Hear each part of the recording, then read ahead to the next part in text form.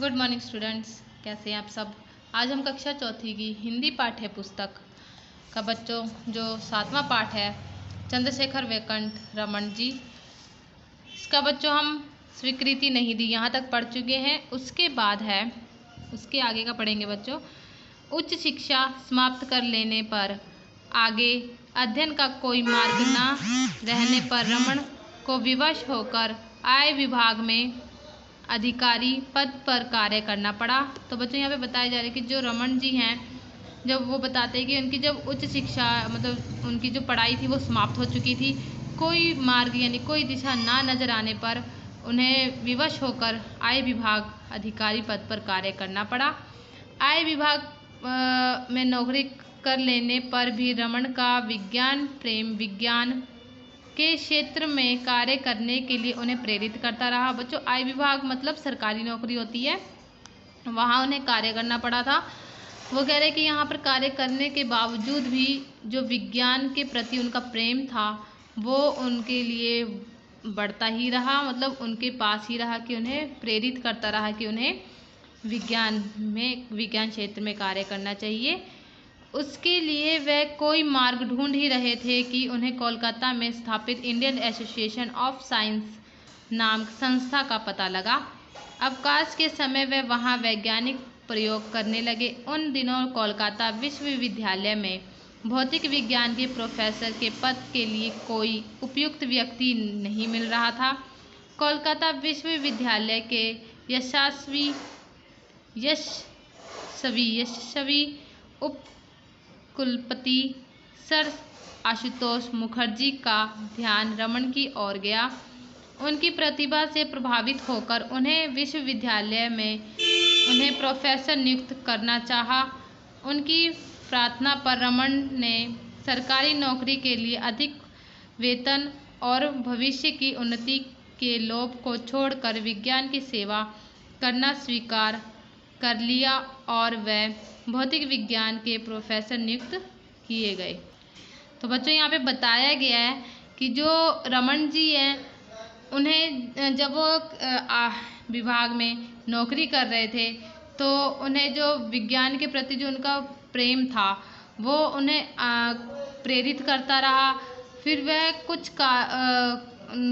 कोई मार्ग मतलब कोई रास्ता ढूंढ ही रहे थे कि उन्हें कोलकाता में बच्चों एक इंडियन एसोसिएशन ऑफ साइंस नाम की संस्था है बच्चों, उन्हें वहाँ का पता चला। तो वे वहाँ जब समय निकाल कर वहाँ जाकर वैज्ञानिक प्रयोग करने लगे तो उन्हें कुछ ही दिनों में वहाँ पर एक प्रोफेसर हैं जो कि यशस्वी उपकुलपति आशुतोष मुखर्जी हैं, तो उन्हें उनके बारे में पता चला।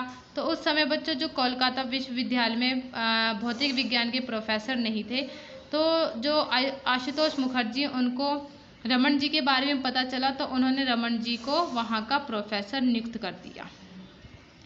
प्रोफेसर रमन के आरंभ से ध्वनि के संबंध में रुचि थी और उन्होंने इस संबंध में बहुत सी महत्वपूर्ण खोजें की। इन खोजों ने इनका नाम वैज्ञानिक जगत में उज्जवल किया। सन 1923 में इन्हें लंदन की रॉयल सोसाइटी का सदस्य नियुक्त किया गया और बड़ी ही प्रतिष्ठा की बात है, जो कि बड़ी प्रतिष्ठा की बात है। तो बच्चों यहाँ पे बताया गया कि जो प्रोफेसर रमन जी हैं उनको शुरू से ही आवाज़ के संबंध की रुचि थी, तो उन्होंने इस चीज़ की बहुत बड़ी महत्वपूर्ण खोज की। इन खोजों की इनमें जो इनका नाम जगत में उज्जवल यानी पूरे विश्व में उज्जवल हुआ। सन 1923 में बच्चों लंदन रॉयल सोसाइटी का इन्हें सदस्य नियुक्त किया गया, जो कि बहुत सम्मान प्रतिष्ठा मतलब बच्चों सम्मान की बात है। उसके बाद है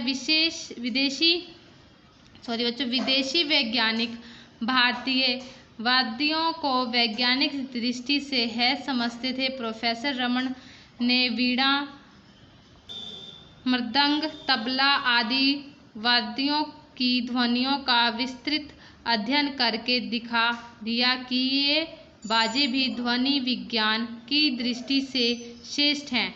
तो बच्चों यहाँ पे जो रमन जी उन्होंने जो विदेशी वैज्ञानिक थे, जो बाहर देश के वैज्ञानिक थे, वह भारतीयों जो भारत के वाद्यों के वैज्ञानिक की दृष्टि से को हाय हे समझते थे, मतलब अच्छा नहीं समझते। तो प्रोफेसर रमन जी ने जो यहाँ पर वीणा, मृदंगम, तबला, इन सब की ध्वनि जब उनको सुनाई, तो जो इन ध्वनि से जो दृष्टि उन्होंने बताई वो दृष्टि श्रेष्ठ, मतलब बहुत अलग और अच्छी तरीके से दिखाई।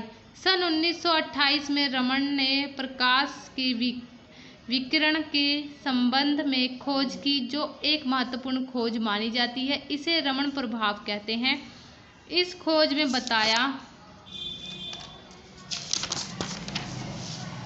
खोज में बताया गया है कि जब एकांगी प्रकाश की किरण किसी पारदर्शक पदार्थ में से गुजरती है, तब उस किरण का कुछ भाग रास्ते में फैल जाता है। इस कारण यह दूसरा रंग प्रभावित रंग से विभिन्न होता है। इस आविष्कार से भौतिक और रसायन के अध्ययन में बड़ी सहायता मिली।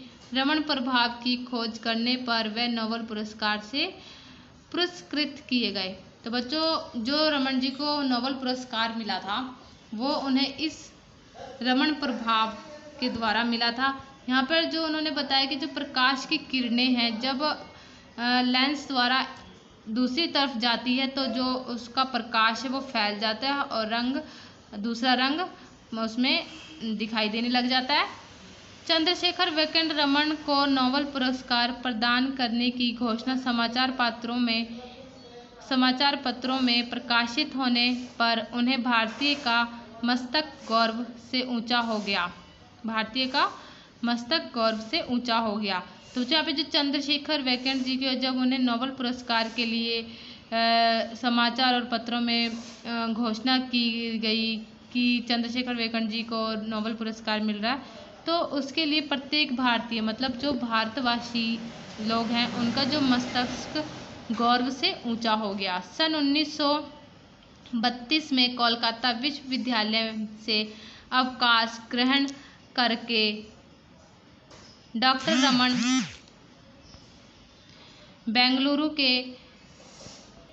बेंगलुरु के विख्यात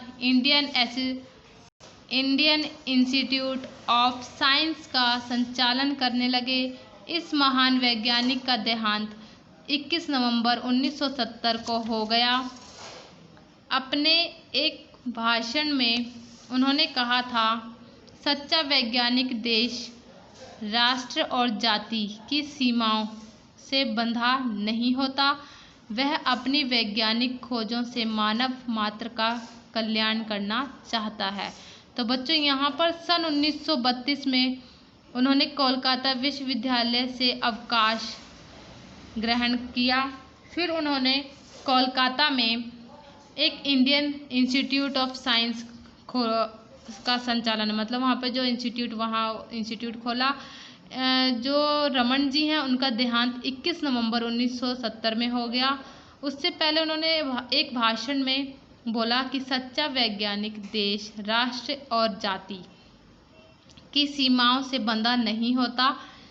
वह अपनी वैज्ञानिक खोजों से मानव मात्र का कल्याण करना चाहता है। तो बच्चों, यहाँ पे बताते हैं कि जो वैज्ञानिक होते हैं वो वैज्ञानिक खोज से मानव मात्र का कल्याण करना चाहता है। ठीक है बच्चों, आप सभी को ये पाठ समझ में आया? आप सभी ने ये पाठ पढ़ लेना है। ठीक है बच्चों, thank you, have a nice day.